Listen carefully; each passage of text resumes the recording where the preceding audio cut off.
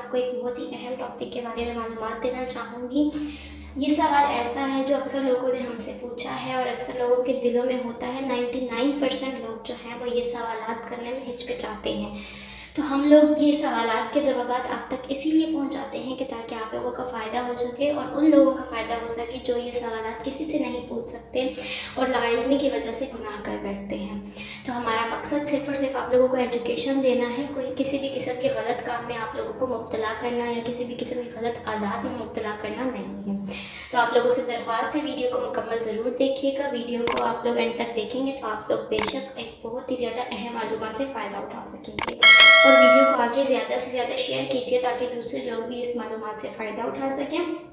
नाज़रीन, हम लोगों से एक सवाल किया गया था जिसके बारे में मैंने ज़रूरी समझा कि आप तमाम लोगों को बताया जाए कि क्या जब औरत हालत हैज़ में होती है तो कंडम लगाकर हम बिस्तरी करना जायज़ है या नहीं है।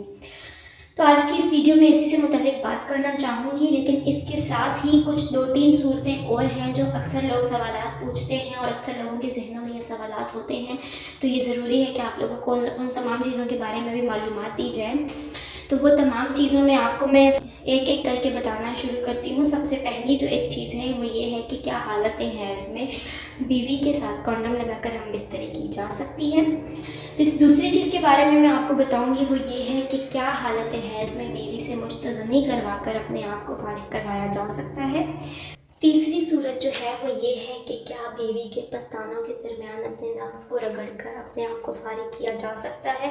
और चौथी सूरत ये है कि क्या बीवी के रानों के दरमियान और रानों के साथ अपने आप को रगड़कर अपने नफ्स को रगड़कर खुद को फारिग किया जा सकता है या नहीं किया जा सकता है। तो इन तमाम 4 सूरतों के बारे में आप लोग को मालूमात देने वाली हूँ। एक एक करके बताना शुरू करते हैं। वीडियो में मज़ीद आगे बढ़ने से पहले आप लोगों से दरख्वास्त है कि हमारे चैनल को सब्सक्राइब कर दें, बेल आइकन को हिट कर दें ताकि ऐसी मालूमाती वीडियोज़ आप तक पहुँचती रहें। जी तो नाज़रीन, सबसे पहले आप लोगों को बता दूं कि बीवी है वो हालत हैज़ में उसकी नाक से लेकर घुटनों तक आप लोग उससे फ़ायदा हासिल नहीं कर सकते। उसका ये तमाम हिस्सा नापाक होता है। घुटनों से नीचे और नाक से ऊपर से फ़ायदा हासिल किया जा सकता है।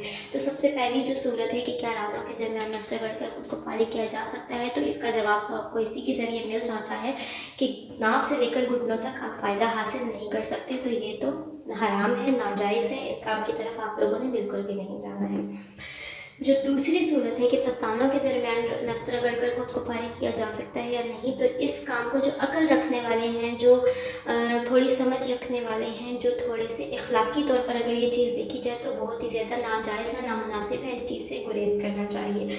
लेकिन इस काम को करना जो है वो हराम नहीं है, इस काम को करने से मना नहीं किया गया, लेकिन अगर ना किया जाए तो मुनासिब है क्योंकि इखलाकी तौर पर ये जायज़ नहीं है।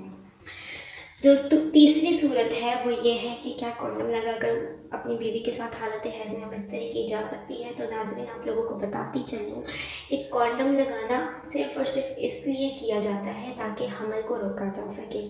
कंडोम लगाकर या कंडोम के बगैर करना दोनों एक बराबर है। सिर्फ़ और सिर्फ हमल को रोकने के लिए इसका इस्तेमाल किया जा सकता है, तो इसलिए ये अमल करना भी नाजायज़ है, हराम है। जो आखिरी सूरत है वो ये है कि मुश्तज़नी। तो बीवी के साथ जो मुश्तज़नी है, मुश्तज़नी को भी इस्लाम में हराम करार दिया गया है, तो ये मुश्तज़नी करना भी नाजायज़ है। लेकिन अक्सर लोग फिर ये सवाल करते हैं कि क्या किया जाए अगर हम कुछ भी ऐसा नहीं कर सकते, क्योंकि मर्द को जो है वो अगर शहावत तारी हो जाए और बीवी जो है वो 7 दिन के लिए तकरीबन आप उसके साथ नहीं मिल सकते, तो उस सूरत में वो क्या करें। तो अगर आपको इस कदर शहावत तारी है, शहावत का इस कदर आप लोगों के ऊपर गलबा है कि आप लोगों को इस बात का डर है कि आप कोई गुनाह कर बैठेंगे, तो उस सूरत में आप अपनी बीवी से अपनी मुश्तज़नी करवा सकते हैं और अपने आप को फारिग कर सकते हैं। लेकिन सिर्फ़ और सिर्फ उसी सूरत में कि बहुत ज़्यादा आपके ऊपर गलबा तारी है और गुनाह करने के बहुत ज़्यादा इम्कानात हैं। अगर ऐसा नहीं है तो आप लोगों को यही दरख्वास्त करना चाहूँगी कि बहुत ही ज़्यादा बेहतर है कि आप लोग इस चीज़ का इंतज़ार कीजिए। कुछ ही दिनों की बात होती है, उसके बाद वो बीवी भी आपकी है, आप जो मर्ज़ी चाहें उसके साथ कर सकते हैं, सब कुछ हलाल है। तो मुनासिब यही है कि आप इन तमाम कामों से परहेज़ कीजिए, इन तमाम कामों से इज्तनाब कीजिए और इंतज़ार कीजिए बीवी के पाक होने का। उसके बाद आप जो चाहें वो कर सकते हैं। नाज़रीन, उम्मीद है कि वीडियो आपको बेहद पसंद आई होगी, आपके लिए इन्फॉर्मेटिव रही होगी। वीडियो आपको अच्छी लगी है तो वीडियो को लाइक कीजिए, शेयर कीजिए और अपनी राय का ज़रा कमेंट्स में ज़रूर कीजिएगा। ख्याल रखिएगा। आपसे मुलाकात होती है अपनी अगली वीडियो के साथ। तब तक के लिए खुदा हाफिज़।